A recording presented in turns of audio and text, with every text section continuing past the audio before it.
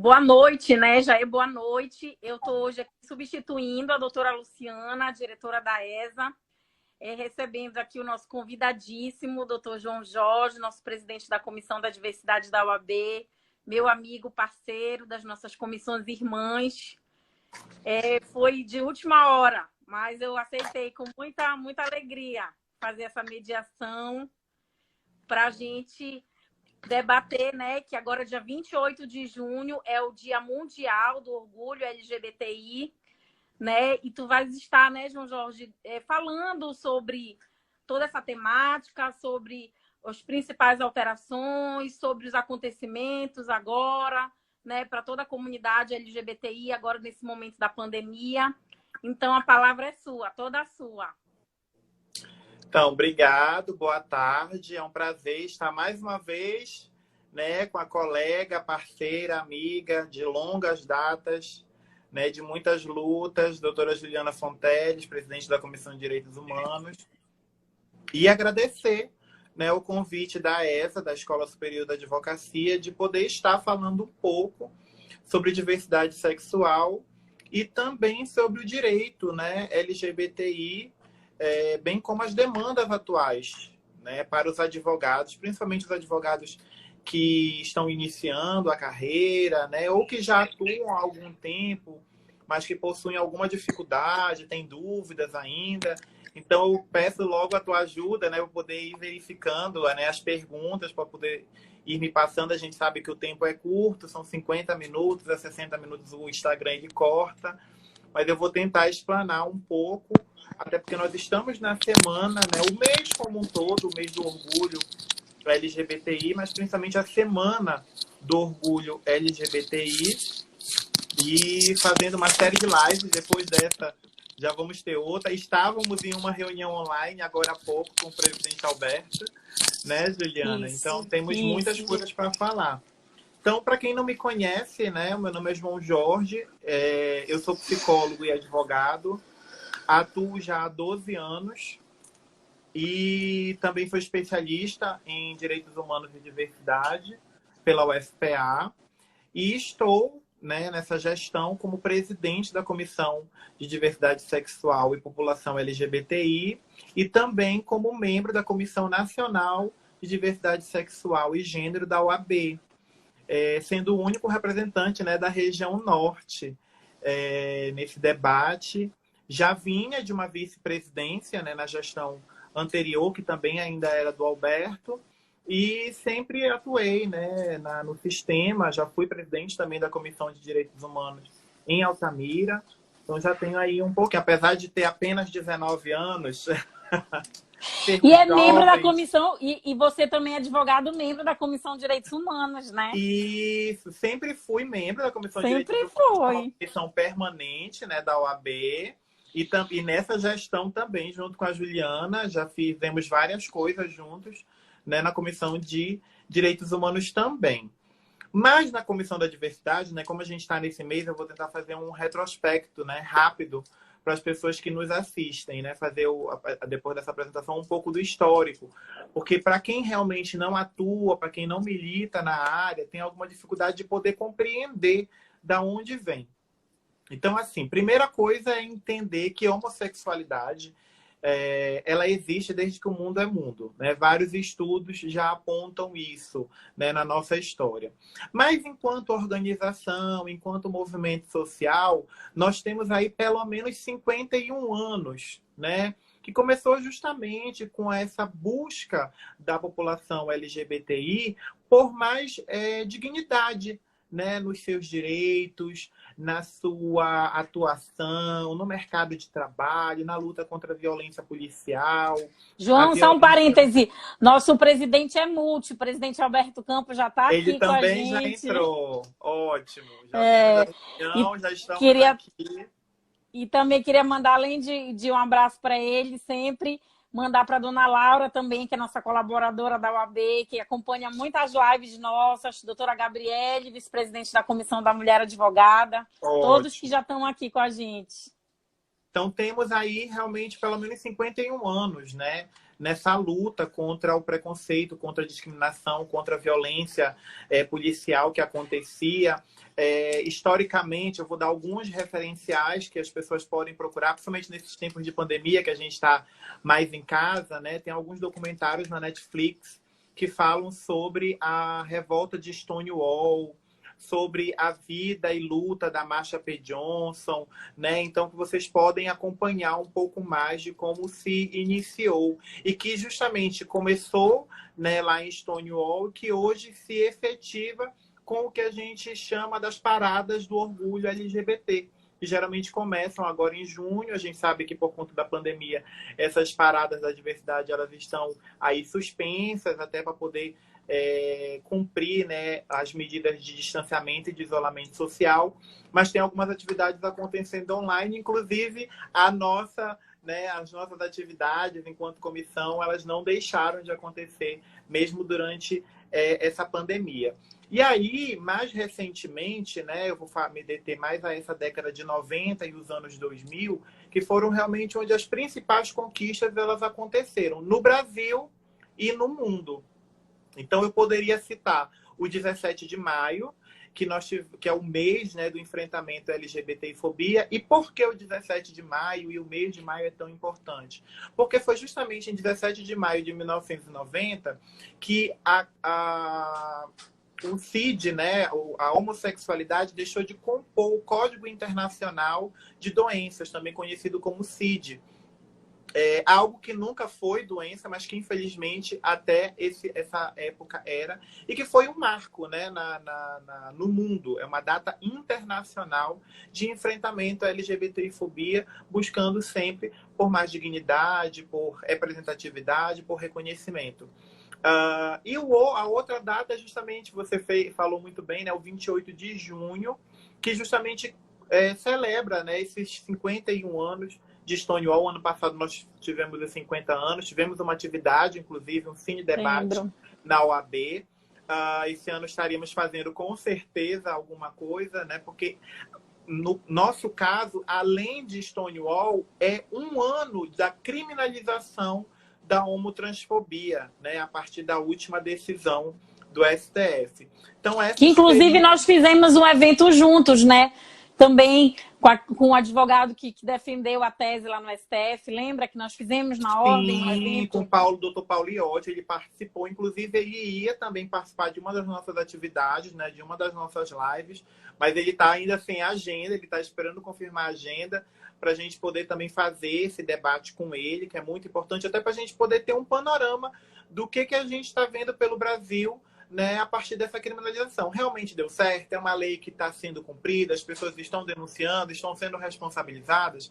A gente precisa, né, ter esse panorama. Enquanto parar, a gente sabe que ainda não avançamos. A gente ainda não teve ainda, né, o primeiro caso, primeira punição, algo que a gente já pudesse, inclusive, estar trazendo aqui como notícia. Mas também é um ano, né, da súmula da OAB, que veda a inscrição de bacharéis em direito, né, que estejam respondendo processos por homotransfobia. Isso foi, sem dúvida, uma grande conquista, né, grande para conquista. o sistema.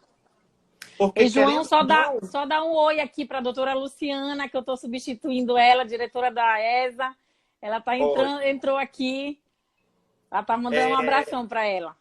A súmula, ela demonstra o quanto a atividade, né, advocatícia, ela é incompatível com a prática da homotransfobia. E o que a gente precisa agora avançar, e a gente vem discutindo, né, na Comissão Nacional, é justamente agora a responsabilização de advogados, daqueles que já estão inscritos, mas que ainda cometem, né, crimes contra a mulher, homotransfobia, entre outras práticas que são incompatíveis com a idoneidade moral que a gente tanto luta, prega e preza, né?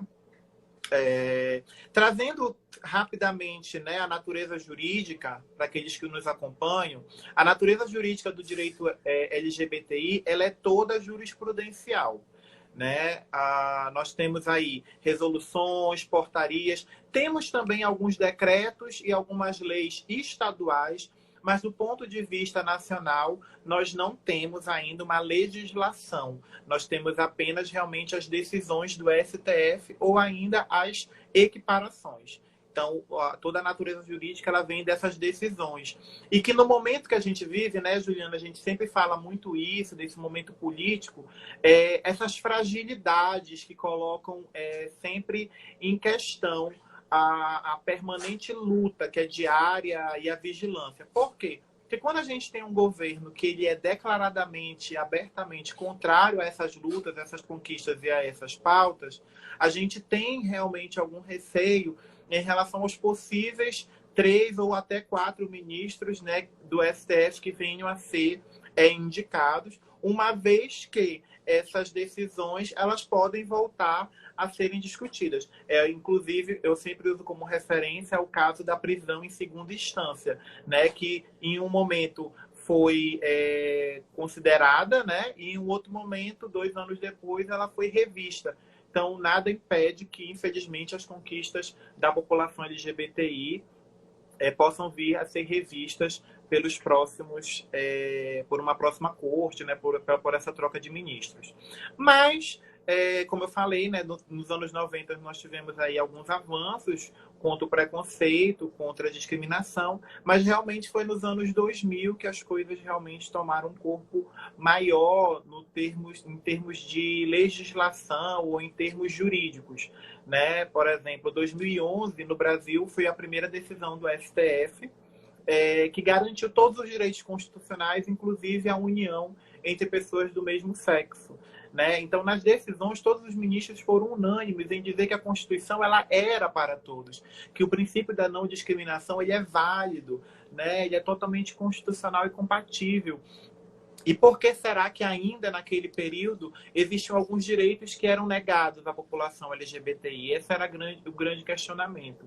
Então, foi decidido por unanimidade. No entanto, mesmo havendo, né, essa decisão, que até então, até antes dessa decisão, o grande conflito era, afinal de contas, a relação homoafetiva ela é uma entidade familiar ou uma sociedade de fato? E isso foi resolvido pelo STF. É uma entidade familiar. No entanto, mesmo acontecendo isso, aí gerou um outro problema, que seriam os cartórios. Porque alguns cartórios entenderam o seguinte, bom, o STF, então, entendeu que todos os direitos constitucionais, né, se aplicam também à população LGBTI. Mas aí, será que eles podem casar? Será que eles não podem? Né? Essa era a grande outra dúvida. etapa. Outra etapa de luta, porque aí os cartórios pelo Brasil, alguns começaram a entender que sim, que poderiam casar, e outros entenderam não. A decisão era restrita à questão da união civil. E aí, né, novamente, ações e questionamentos, e aí o STF, o CNJ, na verdade, veio com a resolução 175 de 2013, dizendo, em termos populares, né, porque nem todos são advogados, alguns são estudantes, mas em termos populares, gente, todos os direitos constitucionais valem também para a população LGBTI. Então, não tem que se questionar. Se o heterossexual pode casar, o LGBTI também pode casar. E aí é muito interessante porque o tema do meu TCC foi exatamente esse, né, em direito constitucional. E eu já falava naquela época, em 2010, sobre a importância de políticas afirmativas e dessa garantia constitucional à população LGBTI. E aí, em 2011, veio realmente essa decisão, 2013, a resolução do CNJ. Em 2015, nós tivemos a decisão da Carmen Lúcia em relação à adoção, que também foi mais ou menos a mesma coisa. Né? Assim, gente... Outra polêmica, outra grande polêmica. Adotar. Se o heterossexual pode adotar, o homossexual também pode adotar. Né? Então, basicamente, todas as decisões elas são referentes ainda a 2011. Em 2011, todos os direitos foram garantidos. Mas a todo momento, instante, vem alguém e diz... Mas isso também pode? Né? Será que ele também pode casar? Será que ele também pode adotar? Será que ele também pode doar sangue? né? Então foram todos esses questionamentos que vieram a partir de 2011 e todos foram, né, garantidos no STF a partir dessas decisões jurisprudenciais. A mudança de nome e gênero, né, em 2018 foi um outro grande marco, porque era uma luta incansável, né, da população trans em relação à sua documentação, ao seu reconhecimento enquanto a sua identidade de gênero. Isso realmente era um problema, e ainda é, porque mesmo havendo essa garantia, qual é o grande problema das decisões judiciais? É porque elas são decisões, elas têm que ser cumpridas. Mas a gente precisa de um outro aparato para que essas decisões realmente possam ser efetivas, que são justamente as políticas públicas. E como a gente tem ausência de políticas públicas para a população LGBTI, essas decisões elas acabam ficando à mercê desses questionamentos.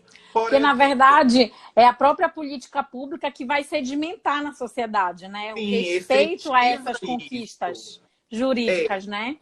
Por exemplo, no caso do Estado do Pará, que é pioneiro, né, na política pública de nome social, via carteira de identificação emitida pela Secretaria de Segurança Pública, é uma conquista. Quando veio a decisão de 2018, pela mudança em cartório, sem precisar passar por todo aquele trâmite judicial, sem inclusive uma exigência que alguns juízes faziam até da mudança, da cirurgia de redesignação sexual, que isso também caiu por terra, quer dizer, o Estado queria interferir até na questão de saúde das pessoas, né, para poder dizer quem realmente elas são. E aí a decisão de 2018 ela cai por terra, né, deixando a livre vontade, ao livre-arbítrio da população de travestis e transexuais utilizarem. Mas aí qual é o problema? Porque, querendo ou não, nos cartórios é muito caro você fazer isso, né? Hoje gira em torno de 300 a 400 reais.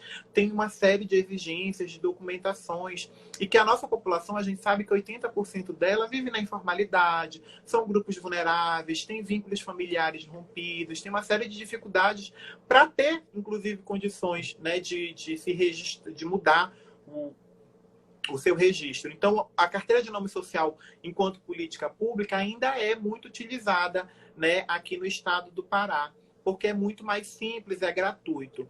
Embora haja a possibilidade de você também conseguir, né, essa mudança de forma administrativa, de forma gratuita. Mas aí você tem que acionar também a Defensoria Pública, ter toda uma burocracia e um trâmite. Todo um caminho, que, novamente, né, nem todos conseguem, né, e acabam desistindo no meio do caminho.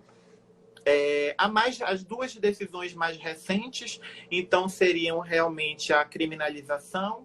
Ela foi em junho, né, de 2019, sendo publicada no dia 28 de junho de 2019. Então, ela vai fazer exatamente um ano agora, no Dia do Orgulho LGBTI.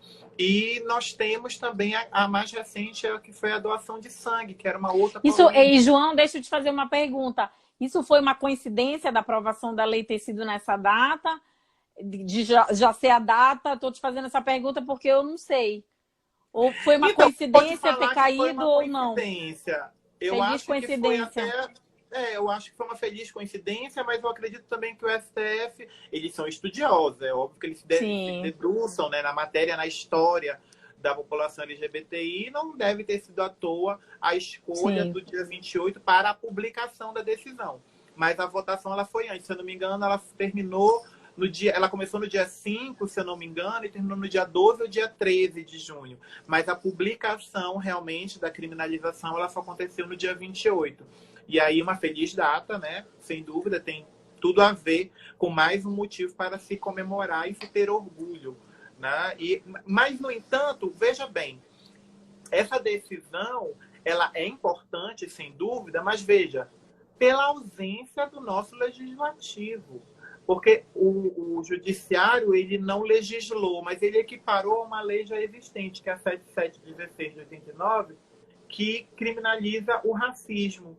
E aí, veja, isso tudo poderia ser evitado se o nosso Congresso, né, se os nossos representantes, os nossos legisladores tivessem realmente o cuidado e a preocupação em também garantir, né, a legislação, o Estatuto da Diversidade, inclusive que existe já e tramita há algum tempo no Congresso, com apoio, inclusive, da própria Comissão da Diversidade Sexual e Gênero da OAB, né, em âmbito nacional, que ajudou a construir com a nossa querida Maria Berenice Dias, e que não anda, né, um projeto que não anda, que não é votado, e que, inclusive, nesse tempo, eu acho que não seria nem até legal a gente tentar, porque, enfim... E enfrentar todo esse momento sombrio que a gente está passando, né? Que eu sempre digo que não é à toa o aumento do índice do feminicídio, da LGBTfobia, do racismo. Isso tudo é uma conjuntura, reflexo desse momento que a gente está vivendo de ameaça à nossa democracia, né? Exatamente, esse contexto que você falou, sombrio, obscuro, nefasto, fascista, né, e de retrocessos. Então é até perigoso, às vezes, tocar em temas delicados, e que são delicados também para a sociedade. A gente não pode deixar de reconhecer que nem todas as pessoas elas realmente conseguem lidar com essas temáticas de forma tranquila. As pessoas ainda têm as suas resistências, os seus preconceitos, mas também tem uma lacuna, porque, querendo ou não, a diversidade sexual, a própria questão de gênero, né, elas não são trabalhadas na escola. Na formação. Na formação, na própria política pública de educação, né, não é contemplada. E veja que no caso específico, em termos da questão de gênero, existe a Lei Maria da Penha, né, no artigo 5º, são 4 ou são 5 incisos, que falam, né, sobre a importância e a necessidade de se implementar políticas preventivas com o debate nas escolas, na formação continuada de servidores públicos, na formação continuada dos representantes da segurança pública, e que a gente vê que isso não acontece, né? Porque o grande problema, como eu sempre falo, não é a lei. É a rede de garantias, né? É o fortalecimento da nossa rede, né? É a mudança dessa cultura institucional, né? Preconceituosa, racista, LGBTfóbica, machista, patriarcal, e que acaba impedindo que realmente a gente avance para uma sociedade mais justa, mais igualitária e que contemple e respeite a diversidade. Porque quando a gente fala de diversidade, a gente não está falando apenas da sexual, a gente está falando da diversidade sexual, estamos falando da diversidade religiosa, da diversidade cultural, entre tantas outras, né? E isso sempre foi uma grande marca, né, da sociedade brasileira, de contemplar, né, essa diversidade que nesses últimos anos a gente vem passando por esses retrocessos, né, por esses debates assim realmente rasos, com blogueiros na internet a internet acaba dando voz, né, para essas pessoas. A própria ameaça do fascismo, né? É como se fosse... a gente está vivendo esse momento mesmo, né?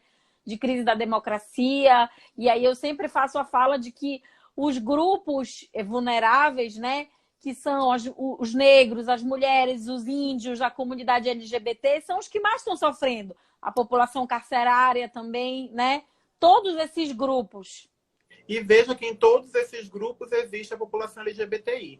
Quando eu falo, inclusive, de diversidade, né, eu sempre começo falando isso, porque uma coisa é diversidade sexual, outra coisa é a população LGBTI. Por quê? Porque quando a gente fala de diversidade sexual, em nenhum momento nós estamos excluindo a heterossexualidade. A heterossexualidade, ela faz parte dessa diversidade. Mas nós também compreendemos que dentro dessa gama, né, da diversidade, existem sim pessoas que são mais vulneráveis que outras. E nesse sentido, a população LGBTI ela é muito mais vulnerável do que a heterossexual. A heterossexual, né, existe esse debate ao dia do orgulho hétero. Nossa, pra quê? Né? Você nunca foi expulso de casa por ser hétero, você nunca precisou se assumir heterossexual, né? Você nunca foi impedido de entrar em algum local ou pedido para se retirar porque você beijou ou andou de mãos dadas, ou teve, inclusive, questionado se você podia casar ou se unir, se você podia adotar, ou discriminado, né, ou sofrido alguma violência pelo fato de ser heterossexual. Sim. Então, sem dúvida, a população LGBTI ela é mais vulnerável.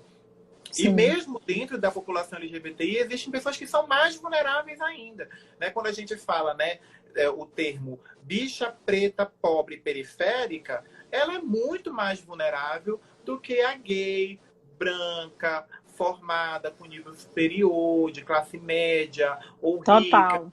São diferenças, né, que a gente precisa compreender, são marcadores sociais que precisam ser considerados.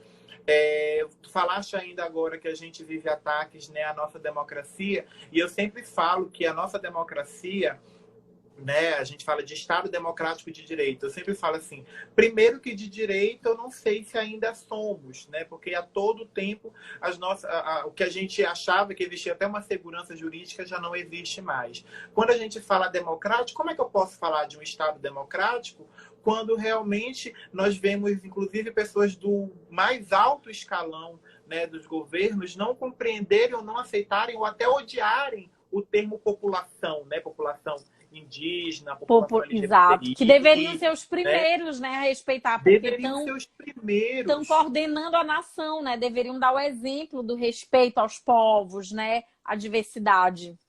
E mais ainda, quando a gente olha, né, para esse recorte racial, para esse recorte de gênero, para esse recorte de diversidade sexual, a gente percebe o quanto esses espaços de poder, tanto econômico quanto político, não são representativos, né? Nós não temos, por exemplo, assim, as mulheres são maioria no país, mas elas não são maiorias nesses espaços. Os negros são maioria no nosso país, mas não são maioria nesses espaços. E a população LGBTI não é muito diferente, é só a gente olhar, né, para os nossos quadros de vereadores, de deputados estaduais, de deputados federais. Nós não temos a representatividade realmente reconhecida, né? Nós temos, sim, e é importante destacar os apoiadores, né? Nós temos candidatos que são apoiadores, mas são heterossexuais, são brancos. Eles podem até falar sobre, mas eles não podem falar de. Por quê? Porque eles não sofrem na pele o que a gente sofre todos os dias. A própria representação política, tanto de mulheres quanto da comunidade LGBT, a gente precisa avançar muito, né?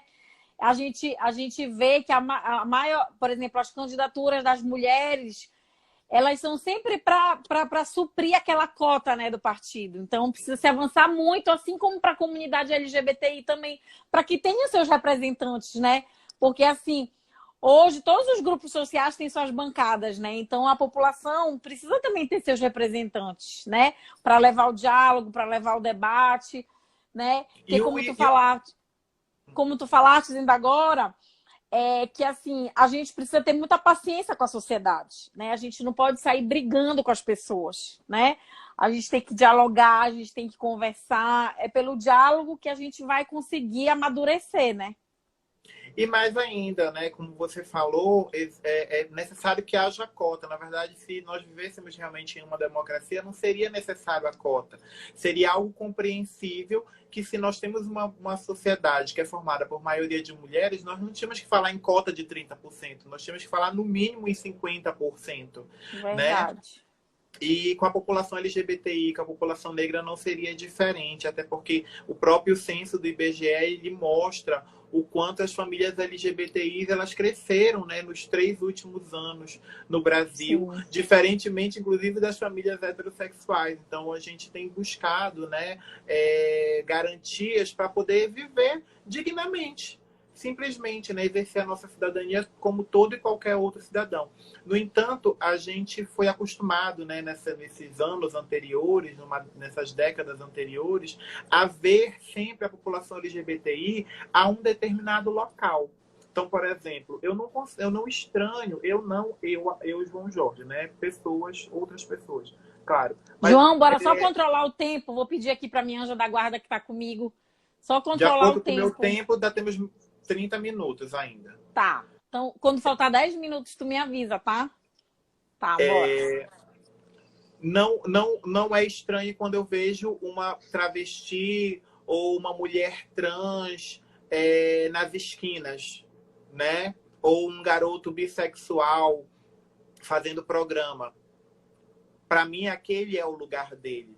Mas me estranha muito quando eu vejo ele na OAB, sentado numa mesa, né, usando inclusive as suas cores da bandeira, assumindo um local de representatividade a ponto das pessoas questionarem. Mas ele essa tua fala me lembrou algo que eu vivi na minha infância. A minha mãe é uma militante de direitos humanos, professora, socióloga, e quando eu era criança, ela contratou um gay, um empregado. E para mim, que era criança, ele me marcou, né? Porque eu era criança, ele botava roupa nas minhas bonecas. Então, assim, eu levei um tempo para entender aquilo, né? Mas, assim, por ter essa formação, de ter pais militantes, né? De ter aprendido a respeitar a diversidade, a gente vai crescendo com uma outra formação, né? Que é isso que falta, né? Porque, como tu falaste, é assim, os lugares, eles são... A gente vive numa sociedade onde existem estereótipos, né? Como se o gay não pudesse, o homossexual não pudesse estar em lugares de destaque.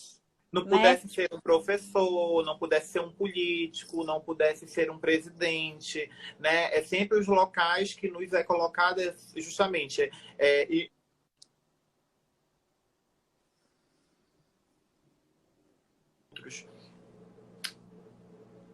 É um trabalho digno como tantos outros. Voltou? Sim. É um trabalho digno como tantos outros, né? Ser cabeleireiro ou ser empregado doméstico. Mas que nós possamos ter uma mobilidade social maior, né? nesses outros locais.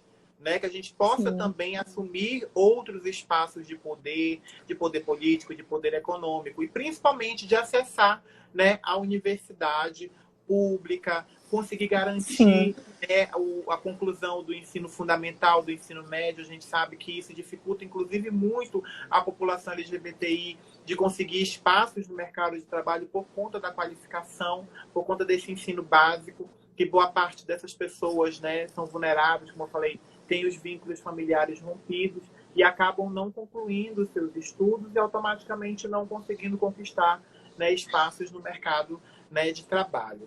Para chegar no segundo ponto que eu queria tocar, né, principalmente para os jovens advogados, eu não poderia deixar de dar, né, essa mensagem. Não sejam, né, não vistam a máscara ou o terno do preconceito. Todo cliente é cliente, né? Você não precisa ser LGBTI para poder defender, né, a população LGBTI. Você não precisa ser negra para defender, né, ser antirracista. Você não precisa ser mulher para poder ser contra a violência doméstica. Todos nós, enquanto profissionais, né, do direito, profissionais mulheres, profissionais homens, profissionais LGBTIs, temos o compromisso com o exercício e a garantia da nossa Constituição, dos direitos humanos. Então, eu gostaria realmente que essa nova geração tivesse esse olhar, né, tivesse essa abertura. E mais ainda, que também os advogados que são LGBTIs possam... Venham se assumir. Venham fazer parte do sistema OAB, venham ocupar esse lugar que também é de vocês, porque a minha carteira, Juliana, ela é tão carteira quanto a sua e quanto a de qualquer outra pessoa. Nós passamos na mesma prova, nós temos as mesmas dificuldades e lutas, né? Eu não sou mais nem menos. Eu só quero ter o meu respeito e o meu lugar de fala garantido. É isso que também a gente precisa também respeitar. E aí eu gostaria de pedir também que os héteros que estão nos assistindo, né, os brancos, que eles também tenham a autocrítica, tanto institucional quanto pessoal, para poder dar espaço para que essas pessoas também ocupem esses espaços. Né? Para a gente é muito tranquilo falar, porque a gente sempre tem esse cuidado, né? Quando a gente vai fazer eventos, quando a gente vai convidar alguém, de tentar garantir realmente uma representatividade, uma igualdade. Mas a gente sabe que isso ainda não é uma prática de todos e todas. E a gente precisa ainda lutar, né, bastante. Para poder já me encaminhar para a conclusão e, de repente, até abrir, né, a oportunidade para algumas perguntas, se tiverem algumas dúvidas, eu gostaria de ressaltar que a gente não tem, né, uma legislação nacional. Então, essa é uma falha do ponto de vista jurídico. Só as decisões jurisprudenciais elas não são suficientes. Nós ainda temos muito preconceito e discriminação a enfrentar. O preconceito, como eu sempre falo, ele é interno, ele está dentro da gente. Todos nós, eu inclusive, né, tenho meus preconceitos de várias coisas, né, porque a gente julga sem conhecer. Mas a discriminação, a que a gente não pode praticar, porque a discriminação é quando eu externalizo, né, esse meu preconceito. Quando eu menosprezo, né? quando eu faço aquele olhar de desprezo, quando eu falo, ah, não, aqui não é esse lugar, não, você não pode entrar, né? Não, olha, essa vaga já foi preenchida, ou então, ah, você tem um currículo legal, mas nós estamos procurando um outro perfil. Então, é essa discriminação que ela realmente precisa ser combatida e que já é, no nosso país, criminalizada. Mas que a gente sabe também que a população ainda tem muita dificuldade de buscar esses equipamentos, né? Esclarecer os advogados que é crime, sim, a lei, a 771689, ela está em pleno vigor. Então, orientem os seus clientes, né, e a população como um todo a denunciarem. Toda e qualquer delegacia tem o dever e a obrigação de registrar o boletim de ocorrência. O Ministério Público tem que ser, sim, acionado para promover a ação. Se a pessoa não tiver condições, ela tem que ser encaminhada para a Defensoria Pública. Aqui em Belém nós temos o NDDH, né, o Núcleo da Defensoria Pública de Direitos Humanos. Mas precisamos avançar ainda em duas questões principais. Uma é a educação. A gente precisa debater nossa formação, tanto básica quanto superior, em todos os cursos, mas também nas políticas públicas, né? E aí, quando eu estou falando de políticas públicas, eu também estou incluindo a educação, mas eu estou ampliando para a saúde, para a questão da assistência social. Por exemplo, a saúde mesmo, nós tivemos um dos primeiros ataques, né, desse governo, foi retirar, né, o manual que existia no portal do Ministério da Saúde a respeito da saúde do homem trans, que tem uma saúde diferenciada, porque ele, o homem trans, ele continua tendo que acessar, por exemplo, o ginecologista, né? E aí, quando a gente tem, né, essas questões que são desconsideradas ou não norteadas para as secretarias estaduais, para as secretarias municipais, você novamente comete um ataque à democracia, porque você impede com que uma parte da nossa população acesse as políticas públicas que são existentes e que nós contribuímos e pagamos com os nossos impostos. Então, nós queremos, sim, ser respeitados nos nossos direitos enquanto cidadãos.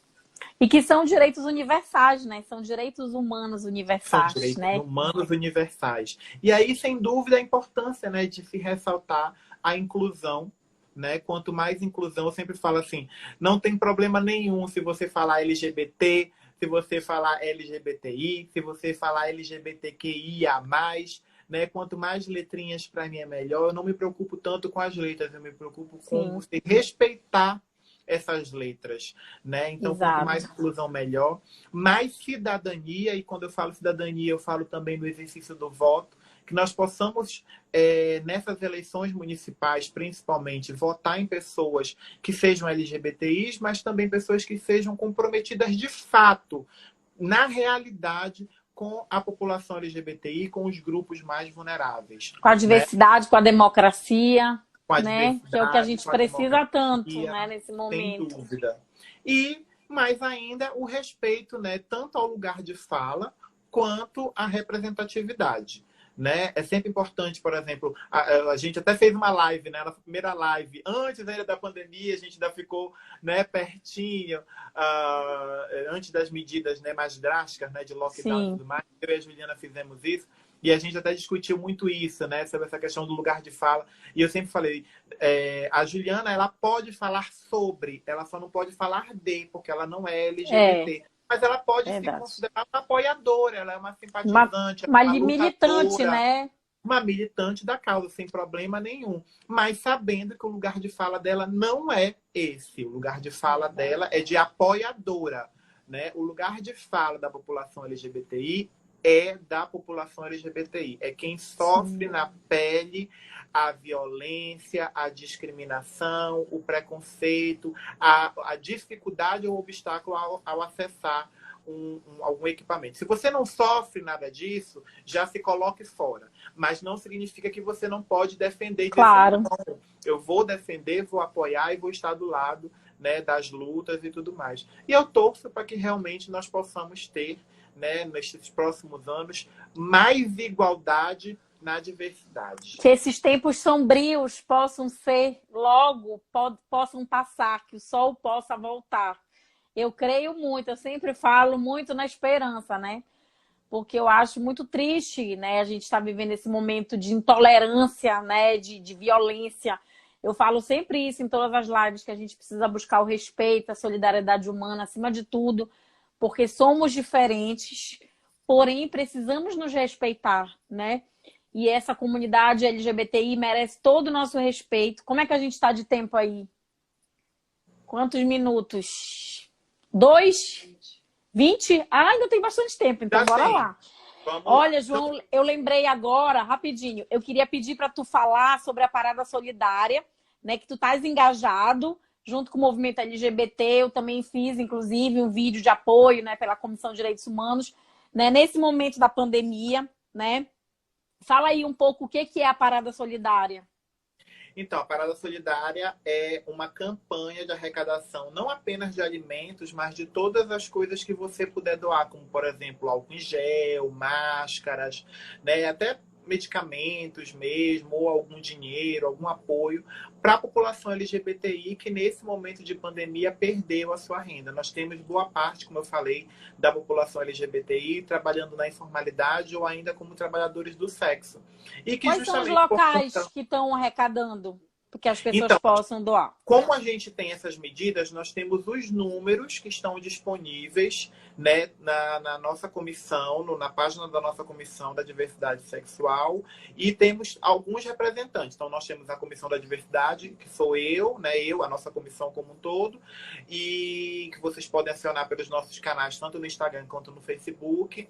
Nós temos também o Beto Paz, representante, né, do movimento LGBT. Que é colaborador, né, das nossas duas comissões, né? Tanto da diversidade, grande militante, né, nosso do movimento temos a LGBT. Renata Taylor pelo Greta, que também a ideia foi deles, né, do movimento LGBTI com o Greta. Sim. A OAB ela vem como apoiadora da Parada Solidária nessa arrecadação. Nós conseguimos, tanto no mês de maio quanto no mês de junho, arrecadar, né? Eu fiz a entrega de mais de 20 cestas básicas. Na verdade, foram de 15, foram 30 cestas básicas que nós conseguimos, né? E mais algumas outras pessoas que doaram, né?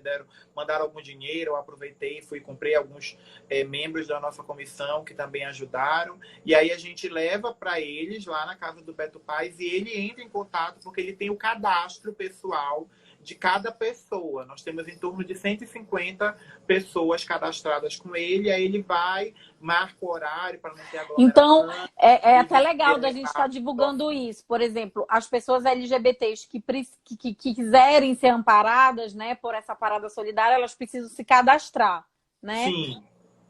Sim. Porque, querendo ou não, a gente sabe que são muitas pessoas e aí a gente não tem também para todas nesse momento, infelizmente.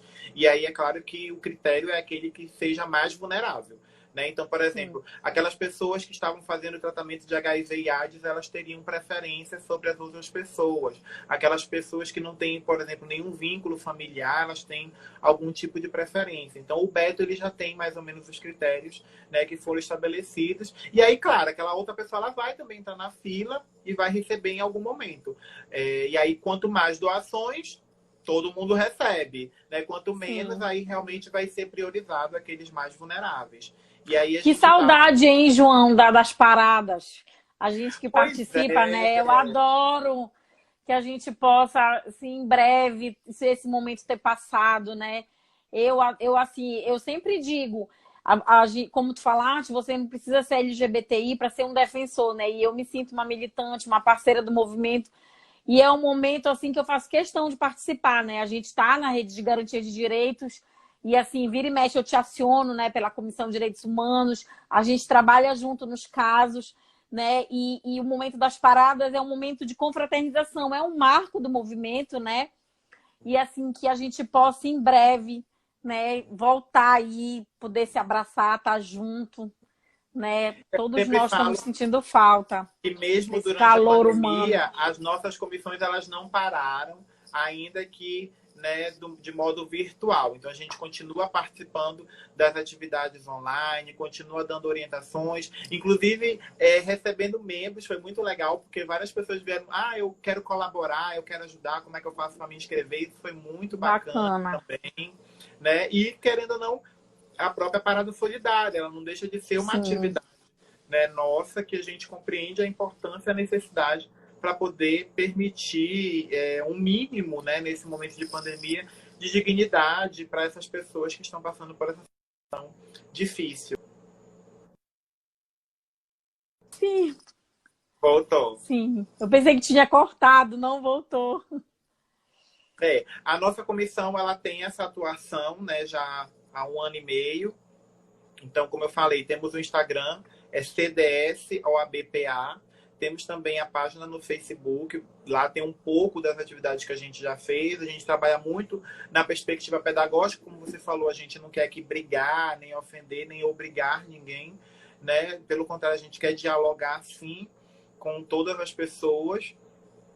Então, a gente trabalha muito nessa perspectiva pedagógica, palestras, mesas, atividades que a gente tem feito. E aí trabalhamos também do lado do movimento social e em alguns conselhos de direitos, né, como o Conselho Estadual da Diversidade Sexual e no Comitê de Enfrentamento à LGBTfobia, ajudando a construir, a melhorar a efetividade das políticas públicas que existem no Estado. Eu também faço um trabalho, né, interiorizando a nossa comissão, então rodando, né, pelo meu trabalho mesmo pessoal, levando também um pouco, né, da comissão. Então, sempre que eu tenho oportunidade, eu já estive em Santarém, já estive em Altamira, já estive em Marabá, Paraupebas, Canaã, enfim. E aqui na região metropolitana, sempre que também eu posso, venho me deslocando para poder me fazer presente nesses locais, levando não só a pauta da diversidade, mas também de direitos humanos como um todo, porque atuo há 12 anos na política de assistência com grupos vulneráveis, vítimas de violência, de mulheres vítimas de violência, crianças e adolescentes vítimas de violência, pessoas idosas, pessoas com deficiência, negros e população LGBTI. A gente faz esse trabalho sempre junto. Quantos minutos aí a gente tem, só para me saber? Minha anja da guarda aqui. Que tá Acho que vamos passar 10 minutos aqui no meu. Falta 10 minutos, ainda dá para falar bastante coisa. E, João, eu lembrei agora de uma situação, quando tu falaste, né? Que a gente sempre fala isso, que a pessoa não precisa ser o LGBT para ser um defensor, né? E eu, por exemplo, eu me sinto uma defensora. Eu fui questionada uma vez. Uma mulher branca... uma mulher branca que estudou em escola particular. Eu, uma mulher branca, posso sim ser uma defensora dos negros, dos índios, da comunidade LGBT, né? Então, isso é um outro preconceito da sociedade, né? E eu fui até abordada numa live recente agora do movimento LGBT, né, da revista VIP, e que foi me perguntado, já sofreste preconceito por ser uma militante do movimento LGBT? Sim. E a gente tem mais é que enfrentar esse preconceito, né? Nós que trabalhamos na rede de garantia de direito, nós temos que ter essa responsabilidade de assumir e defender as bandeiras de luta e de vida que a gente carrega, né? Eu acho que uma coisa que eu sempre falo e que, inclusive, a nossa presidente, né, a Raquel, presidente da Comissão Nacional, ela coloca que, assim, o nosso lugar de fala, Juliana, independente das nossas orientações ou identidades de gênero, é o lugar jurídico. Esse é o nosso lugar de fala. Então, por exemplo, se vai haver um debate no sistema de justiça, a OAB, o lugar jurídico dela vai ser enquanto OAB, né? Então, no meu caso, especificamente, o meu lugar de fala, além de ser o lugar jurídico, eu também tenho o lugar de representatividade, não só por ser militante, por ser defensor, porque você pode ser LGBTI e não ser militante. É um direito, né? Ou não ter a sua sexualidade como uma bandeira ou como pauta. É um direito que lhe assiste, que lhe garante. Sim. Mas, no meu caso, eu também sou um militante, né? E quando eu me faço presente, eu estou ali ocupando um lugar de fala que é meu, mas também estou no meu lugar de representatividade. Eu ocupo alguns lugares de fala, né? Por poder, enfim, trazer comigo todas essas bandeiras, não apenas do jurídico, como também do psicológico, porque também sou psicólogo, atuo também junto, né, com a Jureia da Guerra, nossa querida presidente do Conselho Regional de Psicologia.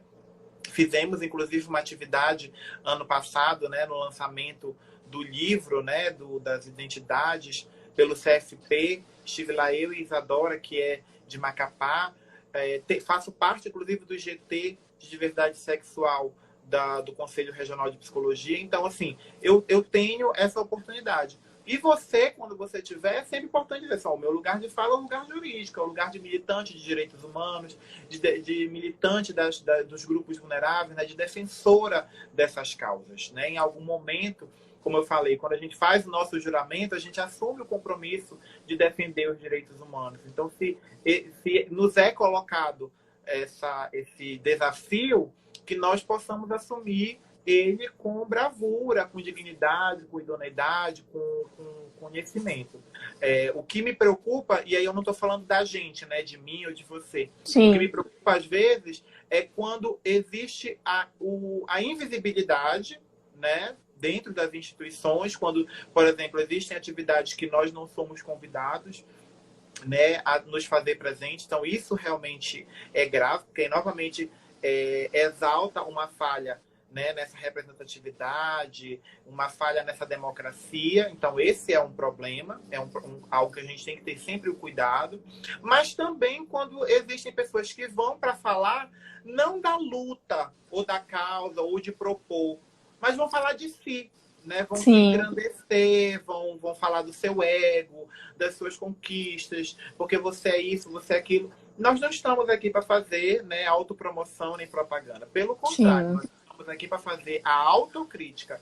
A defesa de direitos, né? Institucional. E, sem dúvida, a luta pela garantia de direitos enquanto sujeitos de direitos, né? Porque nós nos incluímos em algum momento. Você, querendo ou não, você tem um marcador muito forte, que é o fato de ser mulher.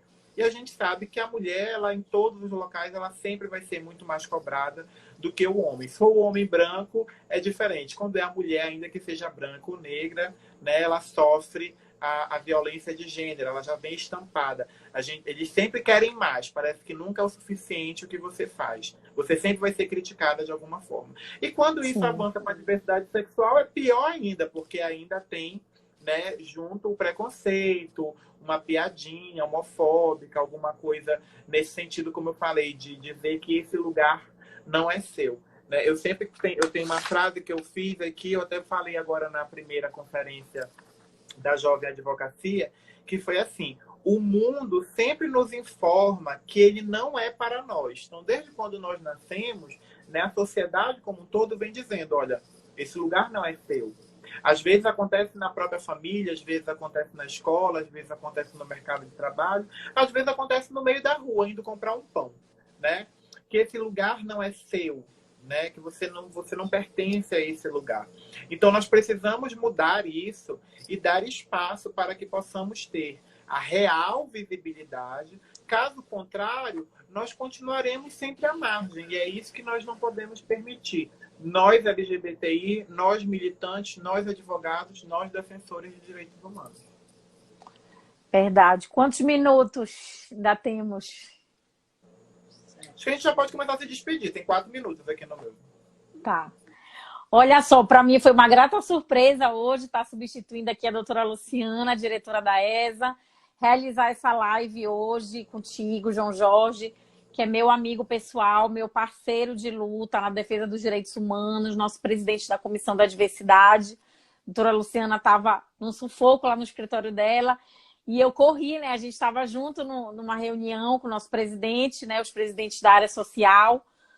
E para mim foi assim, é uma pauta da minha vida que eu carrego, que eu abraço, que é a defesa da comunidade LGBTI, dos direitos dessa comunidade, que merece tanto respeito, né? Então, para mim, foi uma alegria estar aqui contigo hoje, aprendendo mais uma vez. Tenho certeza que todos aqui aprenderam, né? E eu vou me despedir, antes de te passar a palavra, dizendo que as cores do arco-íris, da democracia, do respeito, da igualdade, possa prevalecer, né? Mesmo em meio a esse tempo sombrio que a gente está vivendo, mas que a gente possa seguir firme, de mãos juntas, né, na resistência, e que nosso lugar, enquanto presidente de comissão da OAB, é esse, né, dar voz à sociedade civil, é caminhar de mãos juntas com os movimentos sociais, né, que os advogados possam vir para as comissões, né, de direitos humanos, da diversidade, da igualdade racial.